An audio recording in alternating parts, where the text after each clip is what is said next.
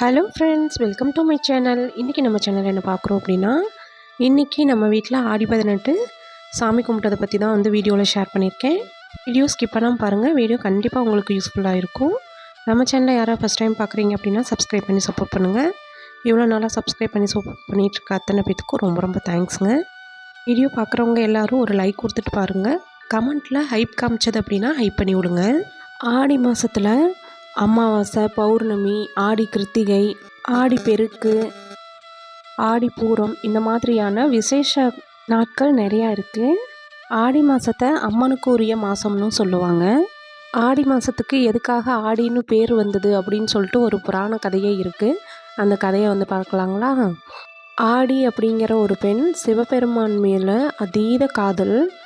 பார்வதி தேவியார் இருக்கிற இடத்துல நம்ம இருக்கணும் அப்படின்னு சொல்லிட்டு சிவபெருமான் மேலே அதீத காதல் வச்சுருக்காங்க. இந்த அர்த்தநாதீஸ்வரர் அவதாரம் இருக்குது பாருங்கள், அந்த அவதாரத்துக்காக பார்வதி தேவியார் சிவனோட உடம்புல பாதிரி வந்து அவங்க வாங்கணும் அப்படிங்கிறதுக்காக தவம் இருக்கிறதுக்காக கைலாசத்துக்கு வந்து போயிட்டாங்க. அப்போதைக்கு இந்த ஆடிங்கிற பெண் பார்வதி தேவியார் மாதிரி உருவம் எடுத்து சிவபெருமான் பக்கத்தில் போய் உட்காந்துடுறாங்க. சிவபெருமானும் தோல் மேலே கை வச்சு பார்க்குறாங்க. அப்போ வந்து இது தன்னோட தேவி இல்லை அப்படின்னு சொல்லிட்டு தெரிஞ்சுக்கிறாங்க. அப்போ வந்து சிவபெருமான் வந்து கோபம் அடைஞ்சு அவங்களுக்கு வந்து சாபம் கொடுத்துட்றாங்க. என்னையவே நீ ஏமாற்ற பார்க்குறியா? அப்போ வந்து நீ மக்கள் எல்லாம் வந்து வெறுக்கிற மாதிரி உன்னைய வந்து யாருமே வந்து உன்னைய பயன்படுத்தவே கூடாது. நீ வந்து எல்லாரும் வெறுக்கிற மாதிரி ஒரு மரமாக மாறிடு அப்படின்னு சொல்லிட்டு அவர் வந்து ஒரு சாபம் விட்டுறாரு. அப்போ வந்து கீழே வந்து பூமியில் வந்து பார்த்திங்கன்னா வேப்ப மரமாக வந்து ஆடிங்கிற பெண் வந்து உருவாயிடுறாங்க. சிவபெருமான் விட்ட சாபமே உன்னை யாராவது சாப்பிட்டா கூட நீ கசந்து அவங்க தூண் உன்னை துப்பிடணும், அந்த மாதிரி வந்து சாபம் வந்து கொடுத்துட்றாங்க. இந்த வேப்ப மரம், அதாவது அந்த ஆடிங்கிற பெண் வந்து பூமியில் வேப்ப மரமாக இருக்கிறாங்க. இவங்க என்ன பண்ணுறாங்க அப்படின்னா, பார்வதி தேவியார்கிட்ட ரொம்ப வந்து தவம் இருந்து பார்வதி தேவியாரை பார்த்தே ஆகணும் அப்படின்னு சொல்லிட்டு பார்வதி தேவி மேலே இவங்க வந்து ரொம்ப அன்பு வச்சு இவங்கள பார்வதி தேவியாரை வந்து பிரார்த்தனை பண்ணுறாங்க. அப்போ வந்து ஒரு நாள் வந்து இவங்களோட இதுக்கு பக்திக்கு வந்து பார்வதி தேவியார் மயங்கி அவங்களுக்கு வந்து காட்சி கொடுக்குறாங்க. அப்போதைக்கு உனக்கு என்ன வரம் வேணும்னு கேளு அப்படின்னு வந்து சொல்கிறாங்க. நான் பண்ணினது தப்புதாம்மா, என்னை மன்னிச்சிருங்க அப்படின்னு சொல்லிட்டு அந்த பெண்ணும் வந்து அவங்கக்கிட்ட வந்து மன்னிப்பு கேட்குறாங்க. அப்போ அந்த ஆடி பெண்ணுக்காக சிவபெருமான்கிட்ட போய் பார்வதி தேவியார் வந்து பேசுகிறாங்க. இவங்களுக்கு வந்து சாப விமோச்சனம் கொடுங்க, அந்த பொண்ணு பண்ணினது தப்பு அப்படின்னு சொல்லிட்டு அவள் உணர்ந்துட்டா அப்படின்னு வந்து பார்வதி தேவியார் வந்து கேட்குறாங்க. அப்போ வந்து சிவபெருமான் வந்து தன்னோட தேவியோட பேச்சுக்கு வந்து தட்ட முடியாது அப்படிங்கிற காரணத்தினால மாதத்தில் ஒரு மாதமாக ஆடி மாதமாக இருக்கட்டும் அப்படின்னு சொல்லிட்டு சிவபெருமான் வந்து சொல்லிடுறாங்க. அது மட்டும் இல்லாமல் அம்பிகையோட வழிபாடு எங்கெல்லாம் நடக்குதோ அங்கெல்லாம் வேப்பிலைக்கு முக்கியத்துவம் வந்து கொடுக்கலாம் அப்படின்னு சொல்லிட்டு வரம் கொடுத்துட்றாங்க. அதனால தான் அம்பிகையோட வழிபாடு எந்த இடத்துலலாம் நடக்குதோ அந்த இடத்துல வேப்பிலைக்கு முக்கியத்துவம் கொடுக்குறாங்க. அதே மாதிரி வேப்பிலை இல்லாத அம்பிகை வழிபாடும் இருக்காது. அது மட்டும் இல்லாமல் சயின்டிஃபிக் ரீதியாக பார்க்குறப்போ ஆடி மாதம் அப்படிங்கிறது காத்தடி காலம் அப்படிங்கிறனால காற்று மூலியமாக நிறைய நோய்கள் வந்து பரவுறதுக்கு வாய்ப்பு இருக்குது. அதனால நம்ம முன்னோர்கள் இந்த நோயை தடுக்கிற சக்தி வேப்பிலைக்கு இருக்கிறனால தான் ஆடி மாதத்தில் வாசலில் வேப்பிலையை வந்து கட்டி வச்சாங்க. வேப்பிலையை கட்டி வைக்கிறப்போ எந்த ஒரு நுண்ணுயிரிகளும் எந்த ஒரு கிருமிகளும் வீட்டுக்குள்ளே வராது அப்படிங்கிறது ஐதீகம். அது மட்டும் இல்லாமல் ராகி மாவில் வந்து, அதாவது நம்ம கேப்பக்கூழ் வந்து செய்கிறோம் இல்லைங்களா, ராகி கூழ், அதில் வந்து அதுக்கான எதிர்ப்பு சக்திகள் அதிகமாக இருக்குது அப்படிங்கிறனால தான் ஆடி மாதத்தில் கூழ் ஊற்றுறத ஒரு வழக்கமாக வச்சுருந்தாங்க. நம்ம முன்னோர்கள் ஆன்மீகத்தையும் அறிவியலையும் ஒன்றா கொண்டுட்டு வந்ததுக்கான காரணம், யாரையுமே அறிவியல் ரீதியாக சொன்னால் யாரும் கேட்க மாட்டாங்க அப்படிங்கிறதுக்காக ஆன்மீக ரீதியாகவும் சொல்லியிருக்கிறாங்க. ஸோ இந்த காரணத்தினால தான் ஆடி மாதத்தில் வாசலில் வேப்பிலை கட்டுறது. இது மட்டும் இல்லாமல் சிவபெருமான் சாபம் கொடுத்தார் இல்லைங்களா, நீ வந்து கசப்பாக மாதிரி எல்லாரும் வெறுக்கிற மாதிரி ஆகணும் அப்படின்னு சொல்லிட்டு அவரே வந்து சாப விமோச்சனம் கொடுத்தப்ப, உன்னை நான் வந்து எல்லோரும் வெறுக்கணும்னு சொன்னேன், நீ வந்து நிறைய நோய்க்கு வந்து மருந்தாக இருக்கணும் அப்படின்னு சொல்லி விமோச்சனமும் கொடுத்துருக்காரு. அதனால தான் நம்ம வேப்பிலையை சாப்பிட்டா கசக்குது. அதே மாதிரி ஆடி மாதத்தில் எந்த ஒரு விசேஷங்களும் பண்ண மாட்டாங்க. ஏன்னா ஆடி மாதம் அப்படிங்கிறது தேவர்கள் வந்து தூங்குகிற மாதம் அப்படிங்கிறனால ஆடி மாதத்தில் வந்து எந்த ஒரு நல்லதும் வந்து பண்ண மாட்டாங்க. அதாவது நல்லது மீன்ஸ் கல்யாணம் அந்த மாதிரி வந்து எதுவும் பண்ண மாட்டாங்க. கல்யாணம், வீடு புண்ணியாச்சனை அந்த மாதிரி எதுவும் பண்ண மாட்டாங்க. காது குத்து அந்த மாதிரி விசேஷங்கள்லாம் வந்து பண்ணுவாங்க. ஆனால் வந்து கல்யாணம், வீடு புண்ணியாச்சனை அந்த மாதிரி எதுவும் வந்து பண்ண மாட்டாங்க. ஏன்னா வந்து தேவர்கள் தூங்கும் நேரம் அப்படிங்கிறனால, அதாவது தூங்கும் காலம். தேவர்கள் வந்து பார்த்திங்கன்னா 6 மாதம் விழிச்சிருப்பாங்களாம். அதே மாதிரி 6 மாதம் தூங்கிட்டுருப்பாங்களாம். அவங்க தூங்குகிற காலம்தான் இந்த 6 மாதம்.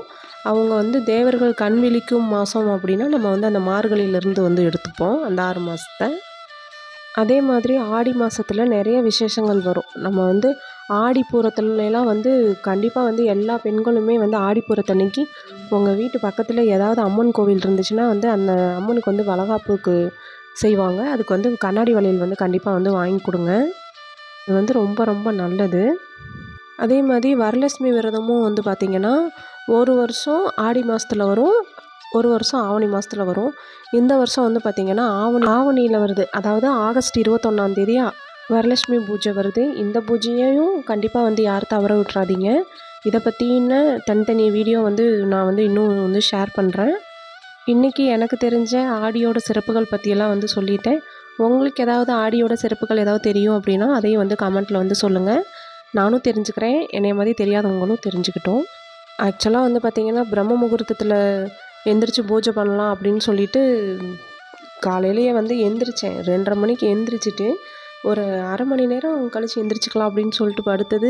காலையில் வந்து பார்த்திங்கன்னா இன்றைக்கி எந்திரிச்சதே 5:45க்கு தான் எந்திரிச்சேன். சரி பரவாயில்ல, நம்மளுக்கு இன்றைக்கி வந்து இந்த டயத்தில் தான் பூஜை பண்ணணும்னு இருக்குது அப்படின்னு சொல்லிட்டு எந்திரிச்சு அப்புறம் வந்து குளிச்சுட்டு கடகடன்னு எல்லா வேலைகளும் வந்து செஞ்சிட்ருந்தேன். போன லாங் வீடியோவில் வந்து வினிதா சிஸ்டர் வந்து ரொம்ப வந்து புலம்பி வந்து சொல்லியிருந்தாங்க. சிஸ்டர் எங்கள் வீட்டில் இந்த மாதிரியெல்லாம் பண்ணுறாங்க என்ன அப்படின்னு வந்து சொல்லியிருந்தாங்க. சிஸ்டர் அவங்க என்ன வேணாலும் பண்ணட்டும், நீங்கள் வந்து அதெல்லாம் வந்து கவலைப்படாதீங்க. அதே மாதிரி அவங்களுக்குள்ள எவ்வளோ ஒரு கஷ்டங்கள் இருந்தால் அவங்க வந்து அந்த அளவுக்கு அதை வந்து ஃபீல் பண்ணி சொல்லியிருப்பாங்க. உண்மையிலே வந்து எனக்கு உண்மையிலே அதை மெசேஜை படிக்கவே ரொம்ப கஷ்டமாக இருந்தது சிஸ்டர். ஒன்றே ஒன்று நான் சொல்லிக்கிறேன், என்னோடய தங்கச்சி மாதிரி நினச்சி நான் சொல்கிறேன். என்னைய வந்து உங்கள் அக்காவாக நினச்சிக்கோங்க. நான் என்ன சொல்லணும் அப்படின்னு நினைக்கிறேன்னா, ஒருத்தரை அன்புனால் மாற்ற முடியாதது எதுவும் இல்லை. உங்களை வந்து அவங்க ரொம்ப ட்ரிகர் பண்ணிகிட்டே இருக்காங்க அப்படின்னா நீங்கள் வந்து அதுக்காக உட்காந்து ஃபீல் பண்ணிகிட்ருக்காதீங்க. அவங்க வந்து உங்களுக்கு கெடுதலே செஞ்சாலும் நீங்கள் அவங்களுக்கு நல்லதே நினைங்க, நல்லதே நினைங்க, நல்லதே செய்யுங்க.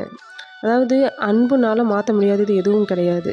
ஏத்த இப்படி இருக்கீங்க அப்படின்னு சொல்லிட்டு நீங்கள் போய் பேசுங்க. அதாவது இன்றைக்கி இருக்கிற பெண்கள் வந்து பார்த்திங்கன்னா நம்ம ஏன் இப்படி இருக்கணும் அப்படின்னு நினைக்கிறீங்க. கண்டிப்பாக வந்து அப்படிலாம் இருக்காதீங்க. அன்பு வந்து நிறைய கொடுங்க. கண்டிப்பாக அவங்க வந்து மாறுவாங்க. உங்களுக்கு வந்து குழந்தை இல்லை அப்படிங்கிறனால தான் அவங்க வந்து இந்த அளவுக்கு பேசுகிறாங்க அப்படின்னு நான் நினைக்கிறேன். அதே மாதிரி சீக்கிரமாகவே உங்களுக்கு ஒரு குழந்தை வந்து கைக்கு வரும். அதே மாதிரி வந்துட்டு அந்த குழந்தை வர்ற நேரம் எல்லா கால சூழ்நிலைகளும் மாறும். நீங்கள் ஒன்றும் கவலைப்படாதீங்க, எல்லாமே நல்லதே நடக்கும். சீக்கிரமாக நல்ல செய்தி நீங்கள் சொல்லுவீங்க. அதை நாங்கள் எல்லாருமே வந்து கேட்போம். எல்லாமே நல்லதே நடக்கும். சிஸ்டர் நீங்கள் வந்து எதுக்கும் ஃபீல் பண்ணாதீங்க. இந்த இடத்துல நான் உங்களுக்காக ஒரு சின்ன கதை ஒன்று சொல்கிறேன். கிணத்துல ஒரு 4 தவளை இருந்துச்சாம். அந்த 4 தவளையும் நம்ம எப்படியாவது மேலே போயிடலாம் அப்படின்னு சொல்லிட்டு 4 தவளையும் வந்து பேசிக்கிச்சான். நம்ம யார் ஃபஸ்ட்டு போகிறோம் அப்படின்னு சொல்லிட்டு பார்க்கலாமா அப்படின்னு சொல்லி அவங்களுக்குள்ளே வந்து அந்த தவளை வந்து போட்டி வச்சுக்கிச்சாமா. அப்போ ஒரு தவளை மேலே ஏற கொஞ்ச நேரத்தில் கீழே விழுக, இன்னொரு தவளை மேலே ஏற கொஞ்ச நேரத்தில் கீழே விழுக, அந்த மாதிரியே 4 தவளையும் ஏறிட்டு இருக்கிறதுல ஒன்று மாற்றி மாற்றி கீழே விழுந்துட்டு இருந்துச்சான். அப்போ வந்து ஒன்றா வந்து மறுபடியும் ஏற முயற்சி செஞ்சு பேசிக்கிட்டே வருது. அவ்வளோதான்ப்பா, பாதி தூரம் தான் நம்மளால் போக முடியும், அதுக்கு மேலே போக முடியாதுன்னு சொல்லியே ஒவ்வொரு தவளையும் கொஞ்ச நேரம் மேலே ஏற அதுக்கப்புறம் கீழே விழுக இந்த மாதிரியே இருந்துச்சான். ஆனால் ஒரே ஒரு தவளை மட்டும் மேலே ஏறிடுச்சாமா. ஏன்னா அந்த தவளைக்கு காது கேட்கலையாம். இந்த இடத்துல நம்ம தெரிஞ்சுக்க வேண்டியது என்னென்னா, ஒரு லெவலை வந்து நம்ம அடையணும் அப்படின்னு நினைக்கிறப்போ நம்ம வந்து கிணத்து தவளையாக இருக்கிறதுல தப்பே கிடையாது. அந்த தவளைக்கு காது கேட்கல அப்படிங்கிறனால தான் மற்றவங்க என்ன பேசுகிறாங்க அப்படிங்கிறத அது வந்து கண்டுக்கவே இல்லை.